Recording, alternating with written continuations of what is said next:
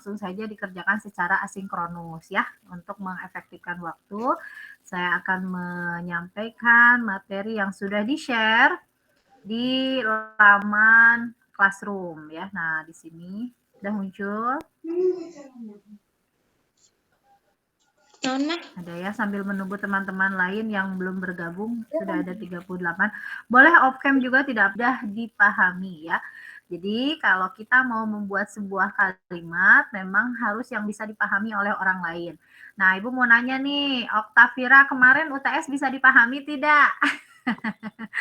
Kalimatnya bisa dipahami tidak? Jawabannya mudah atau tidak? Gimana coba? Nggak tahu, Bu. Testimoninya. Soalnya agak main drawing. Jadi gimana atuh? Bagus tidak kira-kira hasilnya? Enggak sih, Bu. Kurang percaya Nggak diri. pede. Aduh, gimana nih bahasa Indonesia kurang percaya diri ya, harusnya bagus. Kalau Natasha gimana? Okta kayak katanya nggak percaya diri. Kalau Natasha, bagus nggak kira-kira UTS-nya? Sama Ibu kayak Okta. Aduh, dua cenata. Susah emang soalnya? Lumayan, Bu. Lupa-lupa mungkin ya. Oke, kalau Nadia Sinta? Hah? Sama apa? Nggak percaya diri nilainya. Aduh, sudah 3 orang nih yang mengatakan seperti itu. Mudah-mudahan ini hanya testimoni 3 orang yang tidak sama dengan yang lain, tapi curiga sama.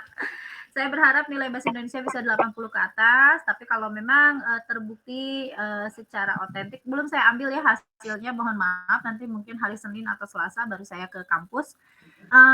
Kalau memang hasilnya tidak terlalu bagus, mungkin nanti kita bisa mengadakan remedial secara mandiri saja ya, tidak usah melalui kampus lah. Nanti akan diberikan soalnya secara mandiri. Lanjut, ini adalah pengertian kalimat efektif. Ada 4 narasumber ya yang memang mengatakan pada intinya kalimat efektif itu merupakan kalimat yang memiliki gagasan yang padat ya, kemudian juga memenuhi unsur struktur dan makna. Jadi harus logis gitu. Itulah intinya dari sebuah kalimat yang efektif agar bisa dipahami oleh lawan bicara kita ya. Untuk unsur-unsur pembentuk kalimat efektif ada 7. Coba dibacakan oleh teman kita Nadia Salma. Coba dibacakan Nadia Salma. Ada 7 syarat kalimat efektif. Apa saja? Yang pertama ada kesepadanan dan kesatuan. Yang kedua ada kesejajaran atau kepararelan. Yang ketiga ada ketegasan atau penekanan. Yang keempat ada kehematan. Yang kelima kecermatan. Yang keenam kepaduan. Dan ketujuh kelogisan. Ya, terima kasih Teh Nadia. Ini harus kita cek satu-satu. Apakah kalimatnya sudah cermat? Oh, sudah cermat, tapi ternyata belum padu. Nah, berarti harus dibuat padu dulu. Oh, ternyata sudah padu, sudah cermat, tapi masih belum hemat. Nah, berarti harus dihematkan dulu. Oh, ternyata sudah nih memenuhi unsur kelimanya, tapi ternyata belum sejajar atau belum kesepadanan. Nah, berarti harus diperbaiki ya. Jadi, 7-7-nya dipastikan sudah terpenuhi dalam sebuah kalimat. Terima kasih Teh Nadia. Ini adalah pengertian kesepadanan dan kesatuan. Saya minta tolong ke Teh Diana Puspitasari untuk membacakan. Bisa, Teh? Bisa, Bu. Terima kasih. Kesepadanan dan kesatuan. Kesepadanan itu adalah hubungan timbal balik antara subjek dengan predikat, antara predikat dengan objek, serta dengan keterangan-keterangan yang menjelaskan unsur-unsur kalimat. Kalau kesatuan itu setiap kalimat harus mengandung satu ide pokok atau kesatuan pikiran. Iya, terima kasih. Teh Diana masih ingat tidak subjek itu apa? Kayak kata ganti, Bu, kayak aku. Kata ganti, aku. Oke, mungkin subjek itu lebih ke pelaku ya. Sebetulnya tidak harus selalu aku, tidak harus selalu kamu, tidak harus selalu orang ya yang menjadi subjek. Subjek itu tuh adalah satu ide pokok ya. Jadi subjek itu adalah ide pokok atau ide pokok pembicaraan dalam sebuah kalimat. Jadi bisa jadi orang, bisa jadi barang, bisa jadi benda. Misalnya ada kalimat tas saya terjatuh. Nah, berarti yang kita sedang bicarakan adalah tas. Ide pokoknya adalah tas gitu ya. Berlian ibu hilang. Nah, berarti berlian yang sedang dibicarakan. Laptop rusak, meja itu tinggi, nah, gitu ya. Gedung itu mewah. Nah, berarti kita sedang berbicara terkait dengan gedung. Nah, jadi tidak harus selalu orang. Boleh binatang? Boleh. Singa mengaum di hutan. Nah, berarti singa. Kita sedang membicarakan singa. Kucing meninggal. Nah, si kucingnya sedang meninggal. Nah, antara subjek dengan predikat. Apa yang terjadi pada subjek biasanya memang melekat erat di predikat. Teh Endang Pratiwi. Kalau predikat itu apa? Masih ingat?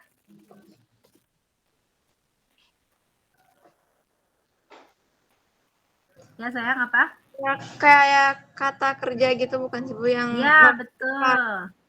Nah, yang dilakukan oleh subjek ya, atau yang terjadi pada subjek. Betul sekali. Kadang tidak harus kata kerja sebetulnya, tapi memang lebih banyak predikat itu kata kerja. Endang sedang mencuci piring. Nah, gitu ya, sedang mencuci kan, berarti mencuci itu kata kerja pada predikat. Tapi bisa jadi adalah kata sifat. Misalnya Endang Pratiwi mahasiswa yang ramah. Nah, itu kan bukan kata kerja ya. Atau dia marah, dia kesal, dia menangis. Oh, menangis mah kata kerja. Dia kesal. Nah, itu mungkin bisa jadi bukan kata kerja gitu. Pokoknya predikat itu adalah sesuatu yang melekat pada subjek, maka harus ada hubungan timbal balik antara subjek dengan predikat. Ibu memasak. Siapa yang memasak? Ibu. Apa yang ibu lakukan? Memasak. Meja itu meja itu rusak. Apa yang rusak? Meja. Apa yang terjadi pada meja itu? Rusak. Nah, itu bisa dibulak-balik, itu berarti sudah ada hubungan timbal balik. Kalau ada hubungan timbal balik antara subjek dengan predikat, maka predikat bukan dengan subjek saja, tapi predikat dengan objek juga. Jadi tadi kalau ada predikatnya berimbuhan kemudian membutuhkan objek, maka itu harus punya hubungan timbal balik. Misalnya, memakan ikan. Nah, jadi apa yang dimakan? Ikan. Siapa yang sedang memakan? Itu subjek. Ibu. Ibu memakan ikan. Begitu juga dengan keterangan-keterangan lainnya. Kesatuan, sama tadi sudah disampaikan ya oleh Teh Diana. Jadi bahwa kesatuan itu ada satu ide pokok. Ide pokok itu berarti subjek. Nah, jangan sampai ada pengulangan subjek dalam sebuah kalimat. Lanjut, ini adalah pola-pola yang berterima, ada SP, SPO, SPP. Kalau kita cermati dari awal sampai akhir itu polanya selalu subjek itu berdekatan dengan predikat. Karena harus ada hubungan timbal balik antara subjek dengan predikat.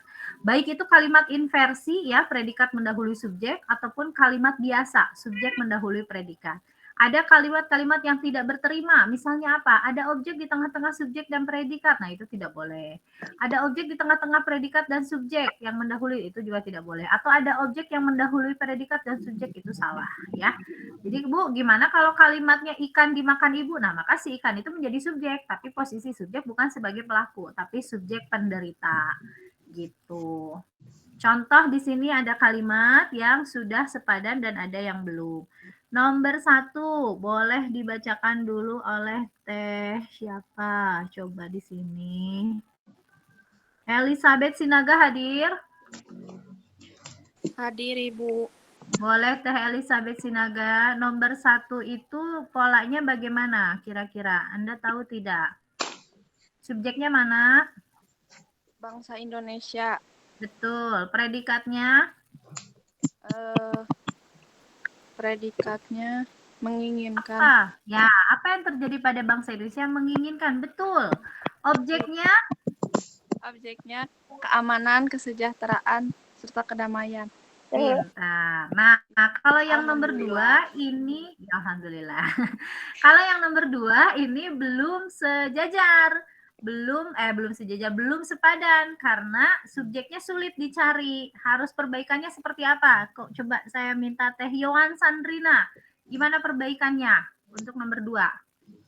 Diperbaiki dulu sebelum ditentukan polanya. Subjeknya yang mana nih, Teh Yohan? Kalau nomor 2? Para mahasiswa. Para mahasiswa. Nah, jadi ini harus dibuang kepadanya. Kenapa Bu dibuang? Karena tidak jelas. Kalau ada kata kepada, kesannya jadi keterangan. Para mahasiswa, predikatnya apa? Mendaftarkan. Mendaftar. Maka D-nya kita buang. Jadi harap mendaftarkan. Diri predikat. Kemudian pada sekretariat sebagai apa? Objek. Sebagai keterangan. Karena ini kata pada. Keterangan itu cirinya ada di, pada, ke, dari, dan. Pokoknya ada kata konjungsi, ada kata depan, ya itu artinya dia sebagai kata keterangan.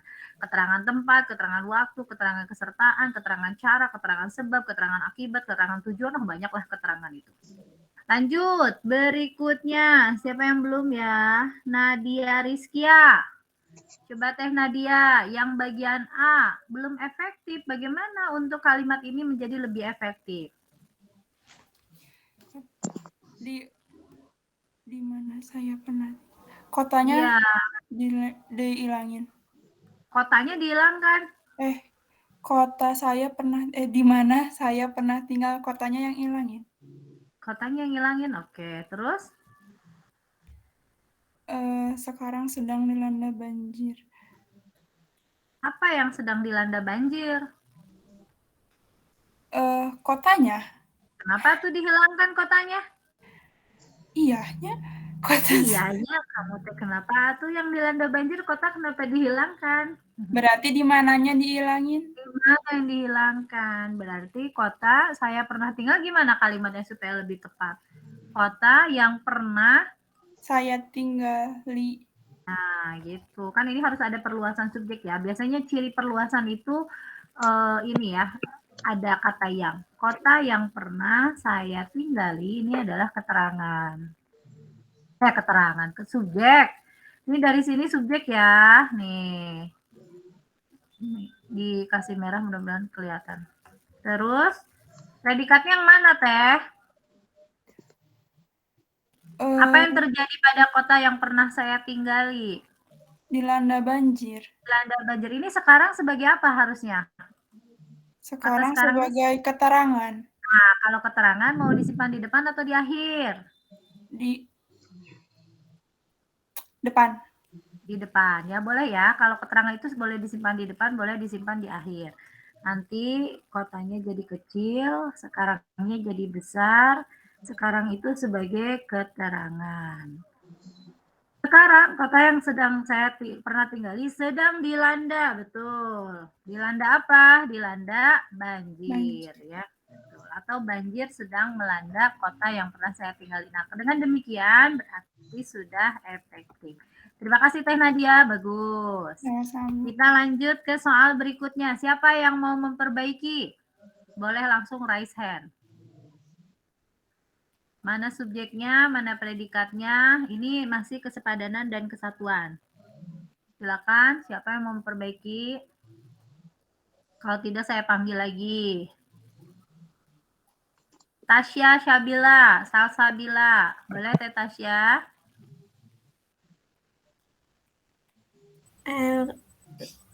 Manusia subjeknya. Manusia subjek, oke. Predikatnya yang membutuhkan makanan. Membutuhkan saja. Apa yang dibutuhkan? Makanan Adalah sebagai makanan. Makanan yang bagaimana? Makanan yang bergizi. Makanan yang bergizi, betul. Udah aja begitu ya. Ya. Betul, bagi tubuh bolehlah. Apa yang diperlukan tubuh. Kitanya kita buang ya, karena kitanya di situ manusia ya. Nah, betul sekali. Udah pintar-pintar ya kelas ini. Betul ya, ini sudah efektif. Ini lebih nyaman dibandingkan yang tadi. Manusia membutuhkan makanan yang bergizi bagi tubuh. Ini adalah objek dan ini perluasan objek. Jadi objeknya tidak hanya satu kata, tapi ada frase ya, atau ada klausa yang melebihi dari satu kata. Lanjut yang kedua, kesejajaran. Nah, kesejajaran itu perlu kita lakukan untuk membuat kalimat menjadi efektif, tapi hanya pada kalimat setara, ya, majemuk setara. Biasanya kalimat majemuk setara itu cirinya punya dua sekurang-kurangnya dua predikat, sehingga harus kita setarakan. Contoh, nah ini kan udah kalimat majemuk bertingkat ya kalau ini. Ada memecahkan, membuat, memilih, memakai gitu, tapi sudah sejajar. Coba yang kedua, siapa yang mau membuat menjadi lebih sejajar? Mengerikan, berbahaya, pencegahan, mengobati, itu belum sejajar. Siapa yang mau? Raise hand. Yo, supaya lebih cepat perkuliahan kita, jawab-jawab gitu ya. Cepat menjawab, cepat selesai. Siapa yang bisa teman-teman? Ada?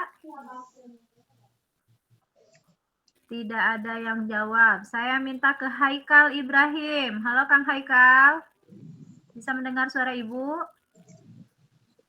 Ya, Bu. Boleh deh Kang Haikal aja disamakan nih. Imbuhannya mengerikan, berbahaya, gimana supaya jadi sama, jadi sejajar? Penyakit Alzheimer alias pikun adalah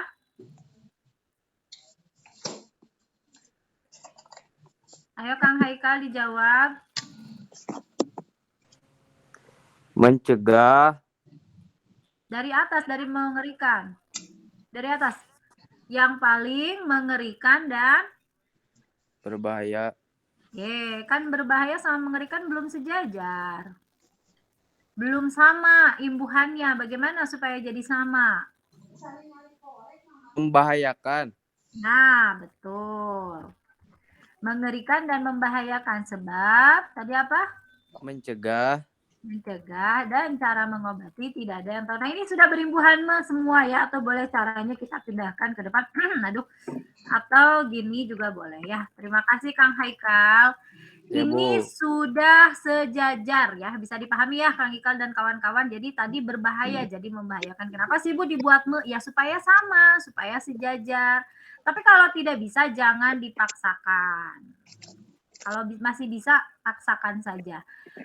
Ini bisa kita buang ya supaya lebih enak dilihat. Alzheimer atau pikun adalah penyakit, nah gitu ya, pada usia tua yang paling mengerikan dan membahayakan. Sebab cara mencegah dan mengobatinya tidak ada yang tahu.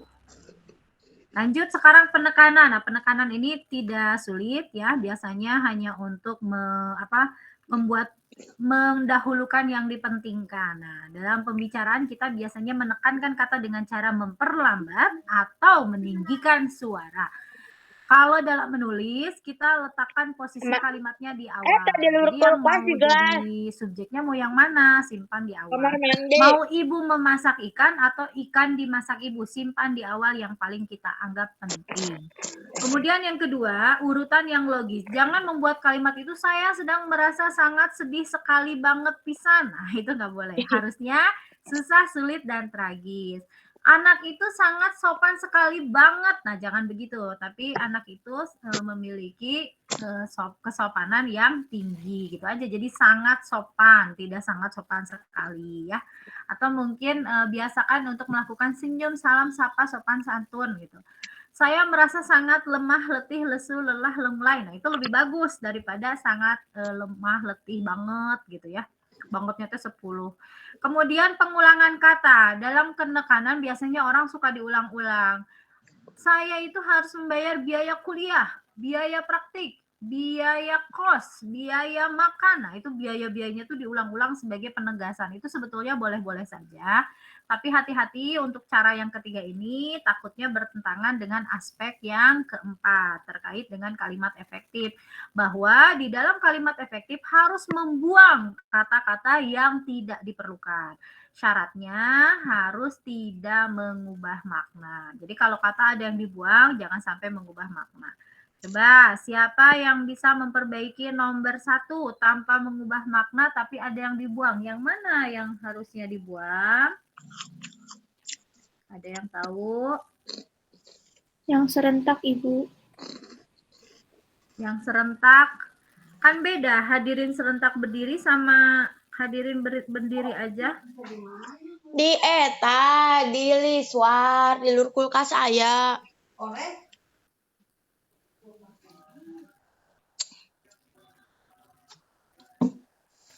Yang mereka, Bu.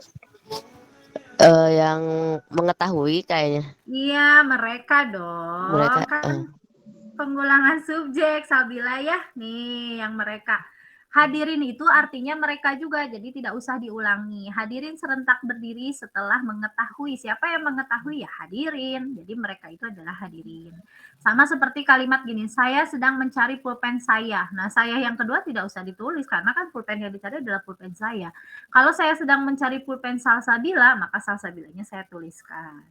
Yang kedua adalah penggunaan hiponimi. Hiponimi itu kata khusus. Jadi kalau kita melihat ada kata umum dan kata khusus, kita pertahankan kata khususnya. Maka yang harus dihilangkan adalah yang mana? Saya paling suka warna merah. Yang mana yang dihilangkan? Paling. Paling. Jangan mengubah makna. Coba. Warna Ibu. Dong. Aina, kalau misalnya Nadia Salma yang paling cantik dengan Nadia Salma cantik beda ya. Nah, paling itu jangan diubah karena itu punya makna lain.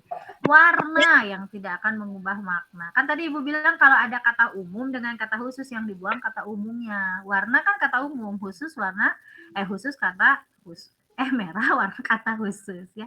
Contoh saya menyukai binatang kucing. Nah, saya tidak suka binatang tikus. Nah, si binatangnya dibuang aja. Nomor 3 mana yang bisa dibuang? Anggota. Anggota. Jadi DPRD aja. Kan ini anggota itu ada ketuanya, ada ada pengurusnya, ada kepala departemennya, ada sekretarisnya. Jadi anggota jangan dibuang dong. Kita kan nggak tahu DPRD yang datang. Dari, betul. Ini sama dengan kata Tasya mahasiswa dari Unjani. Nah, bisa dibuang kan? Tasya adalah mahasiswa Unjani. Gitu kan? Jadi nggak usah ditulis. Saya mahasiswa dari Unjani. Langsung aja saya mahasiswa Unjani. Karena kan memang Unjani. Tapi kalau saya baru saja tiba dari Unjani, ya itu beda lagi. Artinya saya baru mengunjungi Unjani. Gitu kan? Saya berangkat dari Jakarta. Nah, ini jangan dibuang. Karena nanti maknanya hilang. Paham sampai sini? Paham. Jadi kalau disuruh memperbaiki soal bingung lagi gitu ya. Iya. Ya, Bu. Ya Bu benar gitu. Ya suka begitu. Kalau contoh mah gampang-gampang Bu, bah soal ya, cina ya. Ya gimana tuh masa memberi contoh yang langsung yang rumit pasti pusing ya. Kecermatan dalam kalimat berkaitan dengan pemilihan kata dan penyusunan kata. Coba dicermati sama Nurmayanti.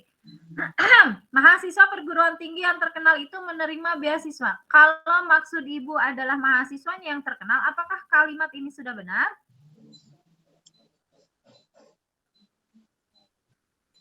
Sudah benar belum? Kalau maksudnya itu adalah mahasiswanya yang terkenal, harusnya gimana kalimatnya?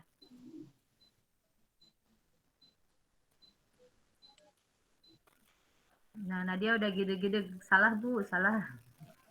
Apa perbaikan yang benarnya? Harusnya bagaimana perbaikan yang benarnya?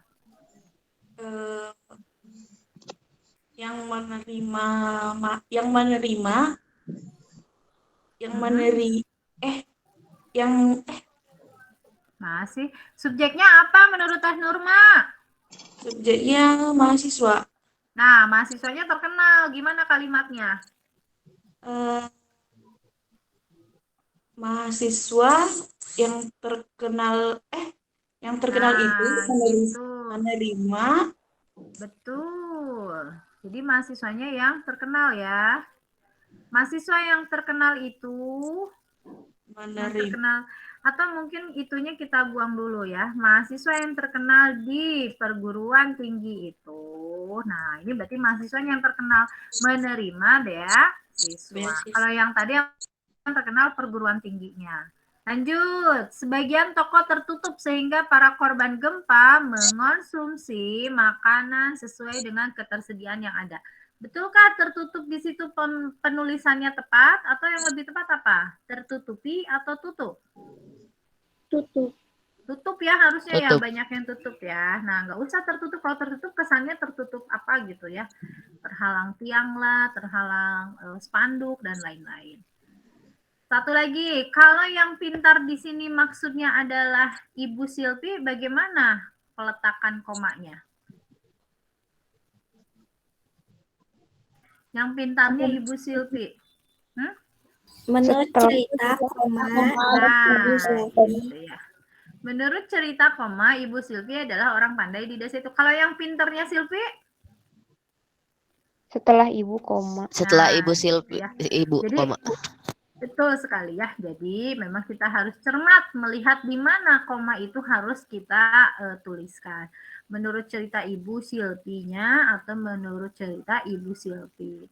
Ini adalah kepaduan. Kepaduan membuat kalimat yang tadinya terlalu panjang diubah menjadi lebih sistematis dan lebih pendek. Coba siapa yang bisa memperbaiki kalimat ini menjadi lebih padu, tidak bertele-teleu.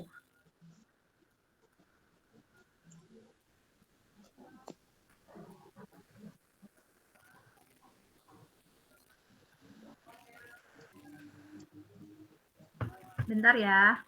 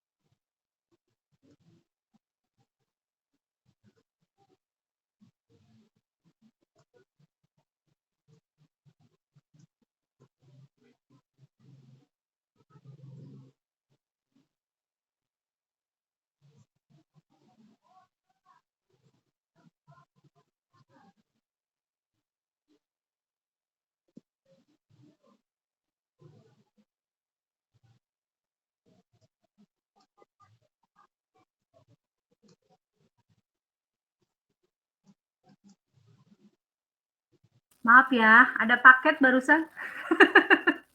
Emak hari gini ya, lupa. Pupun tenang kita tadi gerak tukang paket nggak kedengeran sama ibu. Oke, jadi siapa yang mau memperbaiki sedikit lagi? Mau selesai? Yuk. Siapa? Raise hand saja.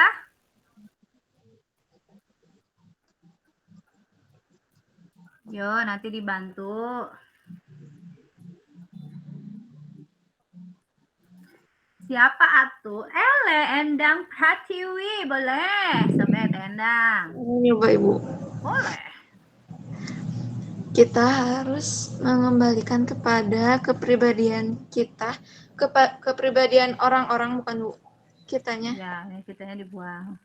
Kepadanya perlu atau tidak? Enggak. Nggak perlu ya, buang aja lah, buat apa. Itu kalau kepada itu ciri dari keterangan, masa ada di tengah-tengah ya. Keterangan ingat, kalau tidak di awal, di akhir. Kita harus mengembalikan kepribadian orang-orang kota. Orang-orang kota yang mana ya? Yang telah terlanjur. Nah, terlanjur itu sudah telah bukan? Telah dengan terlanjur ini ya, ada penghamburan kata ya. Iya. Terlanjur itu kan telah, sudah terlanjur. Nah, telah terlanjur basah. Terlanjur meninggalkan rasa Kemanusiaan. itunya dibuang. Ya. Terus? Dan yang secara tidak sadar, yangnya dibuang juga Ibu. Dan secara bertindak keluar. Bagaimana itu bertindak keluar? Katanya terlanjur meninggalkan rasa Ditekan kalimatnya. Boleh dibantu. Udah, Secaranya setengah Ibu jalan. tidak dihapus. Gimana? Apanya yang dihapus? Secaranya? Secaranya tidak dihapus. Oh, tidak Secara dihapus. tidak sadar. Bertindak. Bertindaknya dihapus bukan Ibu? Bertindaknya dihapus Bu. Hapus saja. Terus tidak sadar. Terus? Manusia Ibu. Manusia Indonesia. Manusia apa?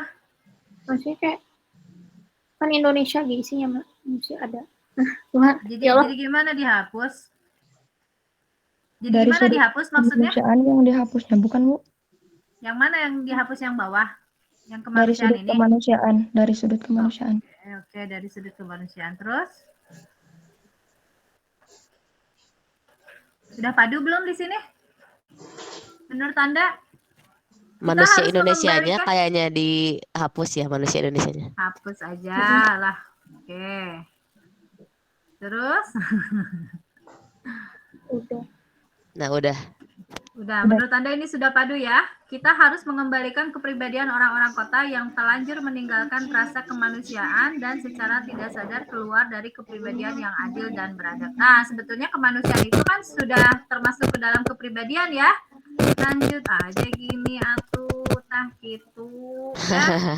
Oh, kan lebih Iya, Bu. lebih ini. Nah, Lebih ini tepat. udah betul, lebih simpel dan jelas karena rasa kemanusiaan itu sudah termasuk dari kepribadian, sikap, cara berpikir ya. meninggalkan rasa kemanusiaan secara adil dan beradab. Yangnya tidak diulangi. Terima kasih Teh Endang, Teh Hasna, Teh Salsa, dan kawan-kawan lain yang sudah memberikan masukan ya.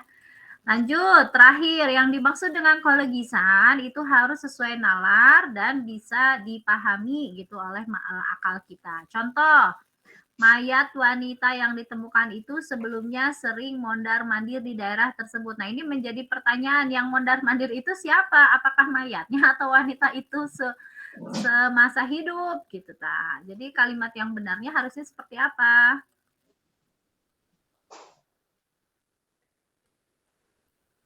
Harusnya bagaimana ya, teman-teman? Perbaikannya, karena kalau ini asumsinya jadi di luar nalar. Jadi, oh berarti mayat itu sebelumnya sering mondar-mandir ya, gitu. Berarti mayatnya dong yang mondar-mandir. Sebelum menjadi mayat. Nah, jadi kalimatnya gimana? Sebelum? Nah, betul. Sebelum meninggal. Menjadi mayat. Sebelum meninggal, udah betul. Sebelum meninggal itu berarti selama hidup kan. Mayat wanita yang ditemukan itu sebelum meninggal sering mondar-mandir di daerah tersebut. Jadi sebelum meninggal ya mondar-mandir ya, karena agak takut juga kalau mondar-mandirnya pada saat sudah menjadi mayat. Jadi nanti ada pengabdi setan. Lanjut ya. Nah, ini adalah soal-soal yang saya berikan. Jadi silakan nanti di-download dulu soalnya. Ini ada 10, sepertinya tidak akan dibahas di sini ya. Silakan dikerjakan saja secara asinkronus. Polisi segera menangkap pencuri itu, ini belum sejajar dengan diketahui. Harusnya menangkap, berarti yang di bawahnya apa? Memangnya kita buang aja. Polisi segera menangkap pencuri itu, ini tidak perlu ada koma, karena induk kalimat tidak didahului anak kalimat. Jadi ini gimana cara menyejajarkannya? Menangkap dengan? Mengetahui. Iya, nah itu nanti caranya gitu ya, diperbaiki dulu. Setelah itu nanti kita tentukan polisi sebagai subjek. Segera menangkap predikat. Pencuri itu Objek. Apa bedanya objek sama pelengkap? Kalau pelengkap itu berimbuhan ber ya predikatnya. Kalau objek berimbuhan me. Karena sudah mengetahui sebelumnya, itu semuanya adalah keterangan. Itu ya. Nah, nanti dibuat seperti ini. Yang kedua, boleh satu lagi, siapa yang memperbaiki? Kemarin ia bertemu kawannya. Kawannya itu kan adalah kawan ia. Jadi kita hapus saja. Polanya gimana? Kemarin apa? Keterangan. Terus ia? Ianya subjek. Ia subjek. Bertemu? Predikat. Kawan? Objek. Salah. Barusan dijelaskan. Keterangan.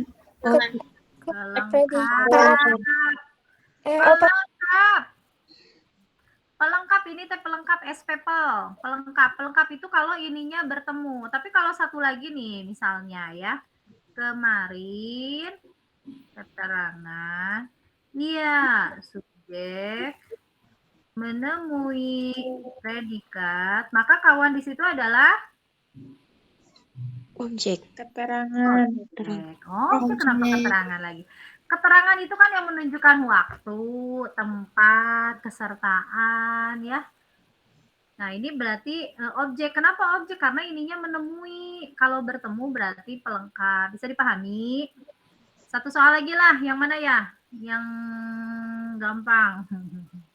Yang gampang atau yang sulit? Yang sulit. Yang sulit mana? Nggak ada yang sulit. Kata ibu mah gampang ini semua. Coba yang nomor 8. Gimana perbaikannya? Itunya dihapus. Laporannya itu disusun gitu. Penyusunan laporan saya. Menyusun nggak sih, Bu? Menyusun. Kalau menyusun berarti harus ada membantu. Siapa yang membantu? Hah? Bisa. Dosen membantu saya dalam menyusun laporan. Itu boleh seperti ini atau boleh cara lain. Dosennya subjek. Membantunya apa? Predikat. Sayanya objek. Gitu. Nah, dari kata dalam sampai menyusun laporan udah ini keterangan pasti. Terus kenapa gitu? Atau cara kedua, M-nya kecil ya. Bisa kita rubah seperti ini, penyusunan laporan saya. Nah, ini kan sedang berbicara tentang penyusunan laporan saya. Apa yang terjadi dengan penyusunan laporan saya? Dibantu oleh, betulnya kayak gini juga bisa. Dibantu oleh para dosen atau dibantu oleh, ya udah bener ya. Nah, boleh seperti ini. Ada satu lagi, ada lagi yang masih bisa. Dalam penyusunan. Nah, ini beda karena ada kata dalam. Jadi ini sebagai keterangan. Nah, coba bandingkan ya. Siapa jadi subjeknya kalau begini? Saya. Saya subjek. Predikatnya tetap dibantu.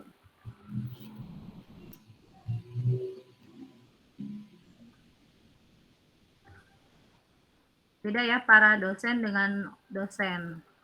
Nah, udah begitu dibantu oleh para dosen. Dalam penyusunan laporan itu keterangan saya dibantu oleh para dosen atau dosen membantu saya dalam menyusun laporan itu. Tiga-tiganya benar. Penyusunan laporan saya dibantu oleh para dosen. Jadi kalau ada yang menjawab A benar, ada yang menjawab B benar, ada yang menjawab C juga benar ya. Bismillah, mudah-mudahan bisa semua. Silakan